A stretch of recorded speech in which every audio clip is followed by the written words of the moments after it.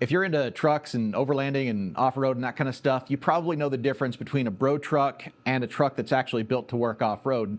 There's a place for either one of those things. You might also be familiar with the YouTuber Tinkerer's Adventure, who got a Toyota Tundra regular cab short bed bro truck and turned it into a truck that's made for off-roading, and did a really nice series explaining how and why you might choose to do that. I'll put a link up here to it because it's really good and worth your watch. This video is a little bit like that, with a crucial difference. Beyond the obvious that it's not a Tundra, I also don't really consider it to be that much of a bro truck to begin with. I mean, the tires aren't even 35 inches. I bought this truck brand new off the lot when I was already married, and I was kind of not peacocking at that point in my life. My wife and I lived in the Southwest, Arizona, and we decided that we wanted to spend a lot of our time just exploring the backcountry and the dirt roads out there. So it had to do a little bit better than it did off the lot. By that point in my life, I was not at all new to driving off-road, and I wasn't new to modifying suspension, but I was new to full-size trucks, and I also had been online long enough to know that on forums you can't get any kind of consensus from a group of people. Everyone's got their own sense of values and what's important to them, and so I decided to just go with the safe bet and get the manufacturer-endorsed Mopar lift kit. I'll put the part number right up here. And that kit got me by for quite a while. It's actually a really well done kit, and if you've got a 4th generation Ram and you want to just lift it up a bit and have a functional lift kit that really works and doesn't introduce any new problems, I would completely go with that again. I also noticed along the way that there are some imperfections in it. It could have been done better. Of course, it would have cost more if they did it with all the extra parts, so I understand the compromises they made. But over time, the little parts that were not quite so perfect were things that I wanted to chase down and fix. And so this suspension is built on that. Let's take a look. They are a bit crusty at this point, but we've got the regular Bilstein 5100 shocks, and on top of that, we've got some Eibach lift springs.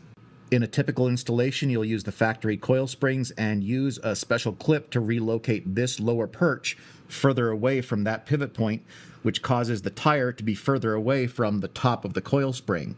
Since the factory springs have a linear rate, that means that when you're just driving around on the road under normal circumstances, it feels about the same as it did at stock height. But in order to get the spring perch up higher, you have to preload the spring more, and that means that the minimum loaded weight for the spring is a lot higher.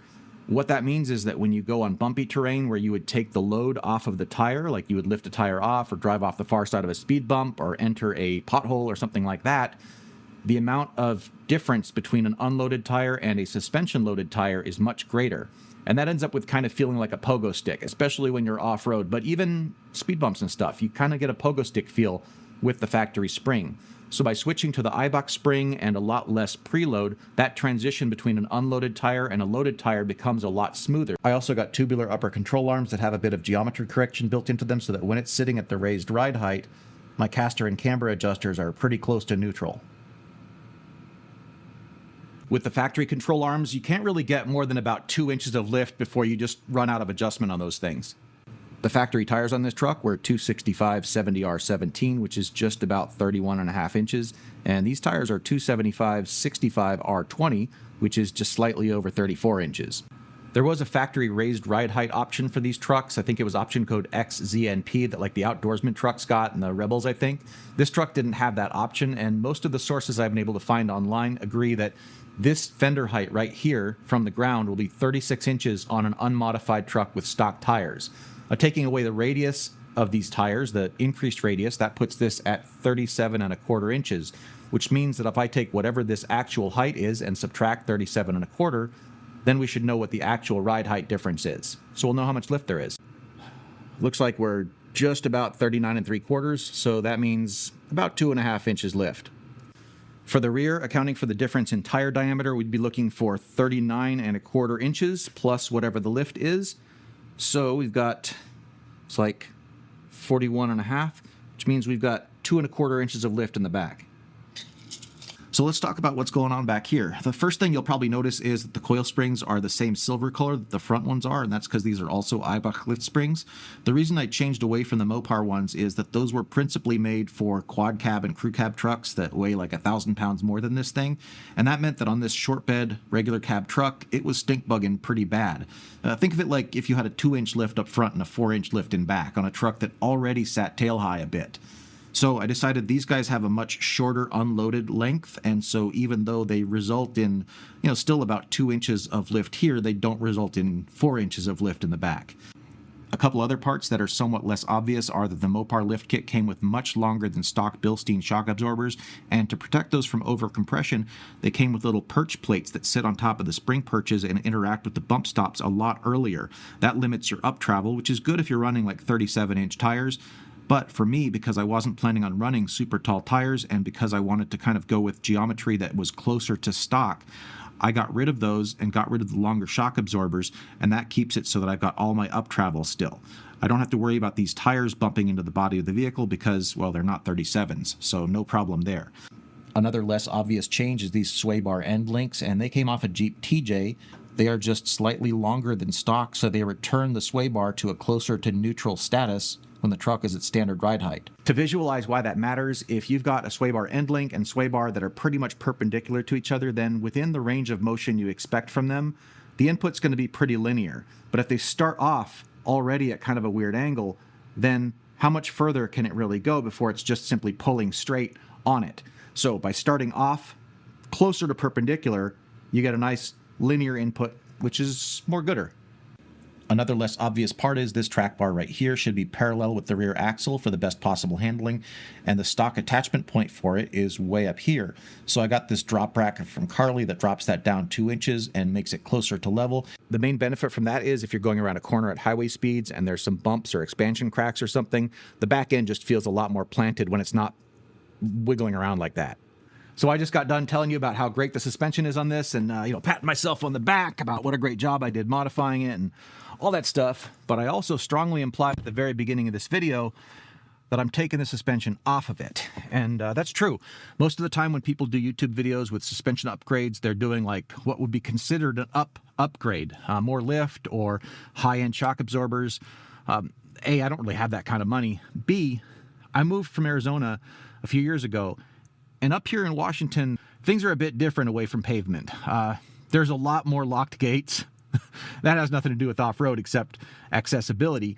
But the other part of it is that I spend a lot more time covering distance than I did in Arizona. I spend a lot more time on the highway getting from here to where the dirt is. And on top of that, I also am building another vehicle specifically for off-road stuff, which means that this truck doesn't have to do that job anymore. The other part of it is that there's been some changes in my life. For example, my wife doesn't get around as much as she used to. And so I want to make sure it's as easy as possible for her to hop up in here with me. And, she's willing to climb up as tall as it might be lifted, but why would I want to make her life more difficult? So this thing's going back to stock. I'll presumably get marginally better gas mileage on the highway. I'll be able to hop in more easily as my butt gets older. My wife will be able to hop up more easily. I'll be more easily able to load and unload stuff from the back of it. And I'm also going to be able to get a couple $100 presumably from selling all the lift parts, which I could use. So I'm going to get started pulling the lift off this truck, and we'll talk when I'm done. Truth, wonder, and ugliness.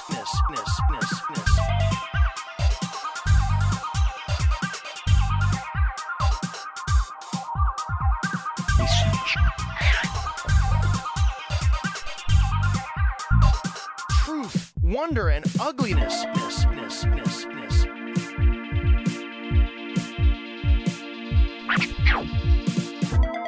Frogs and sheep trees, and tribbles and chickens and sheep trees and frogs and frogs.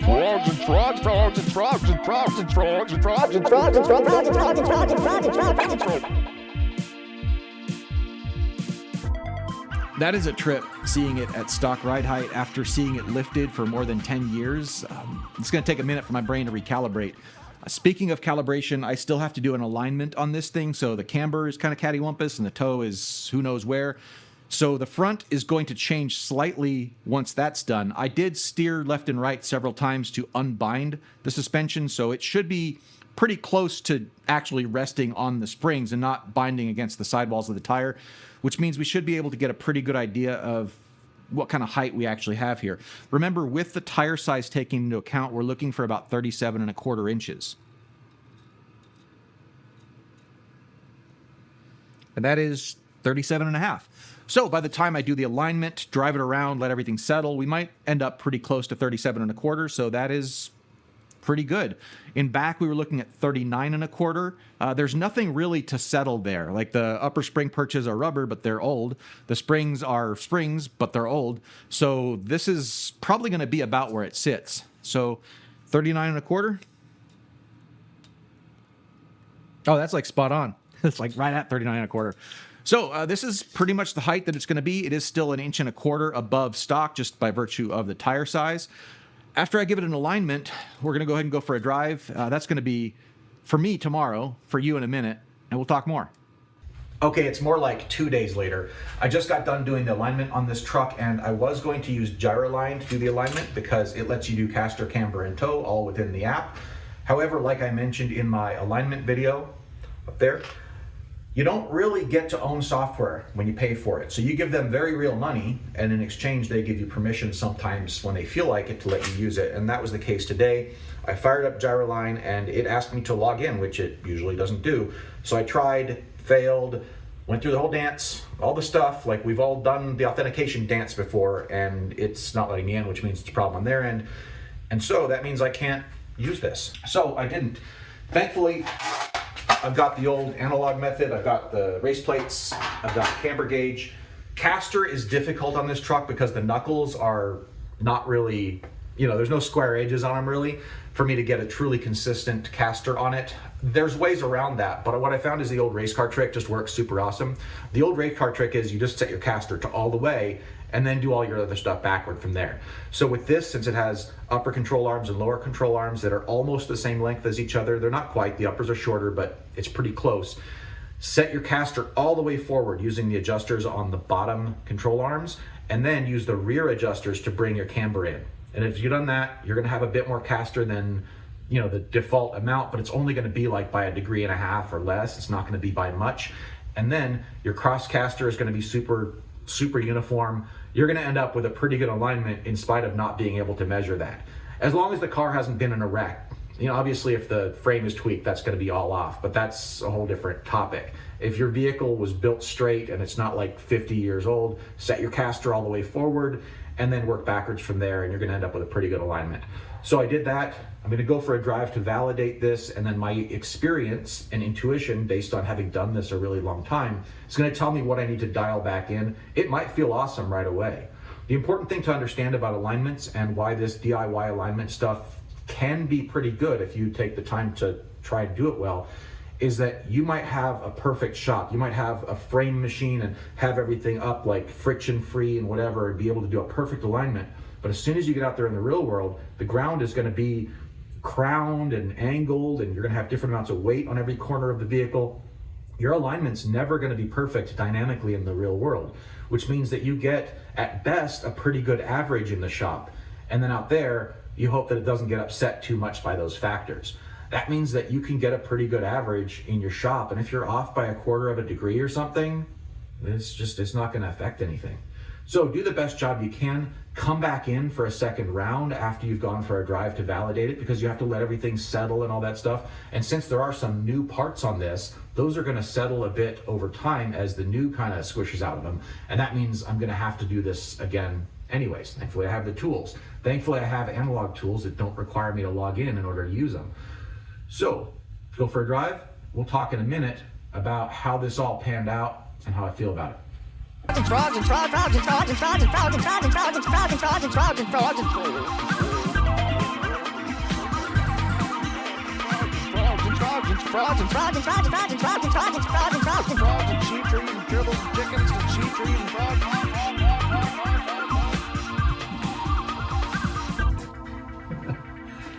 Outcome, if you're looking for one, I'm pretty satisfied. It's easier to climb up in the truck. I expected that. Easier for my wife to hop in as well.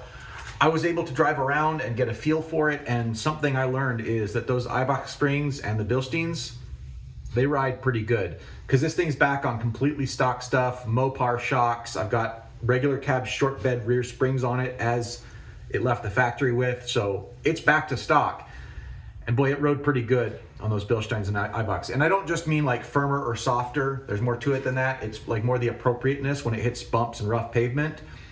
This is kind of more jostled by that. And going from one to the other, it made a difference, 10 plus years ago when I just spent the money. And of course I'm gonna tell myself, that it's better.